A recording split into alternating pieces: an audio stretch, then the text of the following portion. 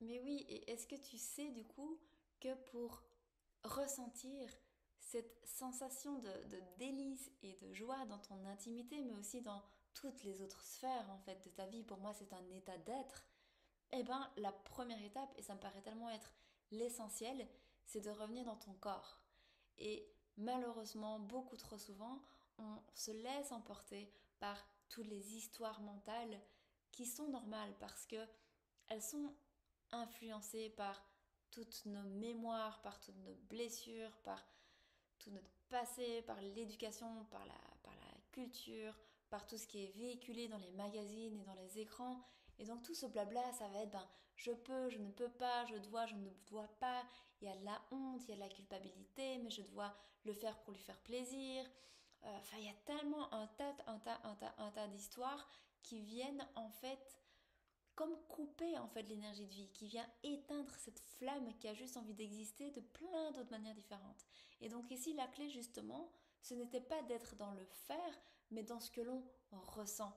Vraiment de revenir dans notre corps, dans notre respiration, dans nos sensations, de se laisser traverser par toutes les émotions, que ce soit des émotions que l'on dit être agréables ou moins agréables, sans rien exclure. Et pour moi, cette notion et cette saveur du délice peut naître à partir de là.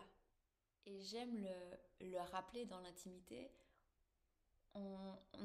il n'y a pas que de la joie en fait. Une fois qu'on est connecté pleinement à nos émotions, à nos sensations, et déjà qu'on s'autorise entre soi et soi à se laisser traverser par toute cette danse à l'intérieur, et qu'on est suffisamment ensuite en sécurité avec son ou avec sa partenaire, d'office en fait qu'il y aura d'autres émotions que l'on va vivre.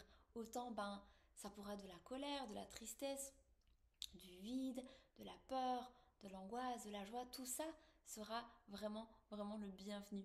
Et du coup à partir de là, tu peux beaucoup plus facilement apprendre à poser tes limites, à partager tes besoins, à te laisser recevoir sans attendre que l'autre pense pour toi, sans attendre que l'autre doit ressentir pour toi et à ta place.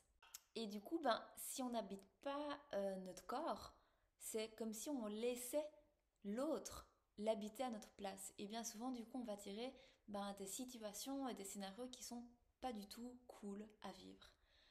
Donc il est vraiment immensément urgent de te reconnecter à ton corps, de sensations et d'émotions. Pour moi, c'est vraiment une des bases pour vivre l'intimité dont tu souhaites, pour vivre cet état de liberté, pour vivre cette souveraineté, pour vraiment te réapproprier ton corps, te réconcilier avec ton corps, te rassembler.